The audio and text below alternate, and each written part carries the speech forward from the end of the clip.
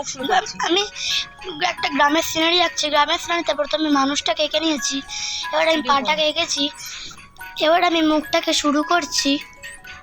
এবার আমি মুখটার আঁকছি, দেখো মুখটার উপরের অংশটা এবার আমি আঁকছি, মুখটা এখন আমার আঁকছি, দেখো কীরকমভাবে করছি আমি, দেখে দেখে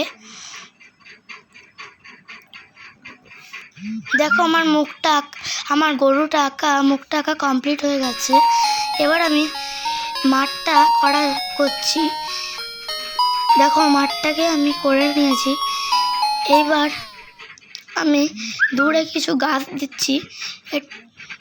এবার দেখো আমার গাছগুলো হয়ে গেছে। এবার আমি কালারটাকে করছি, আমি মানুষটা ভালো করে নিয়েছি কালারটাকে।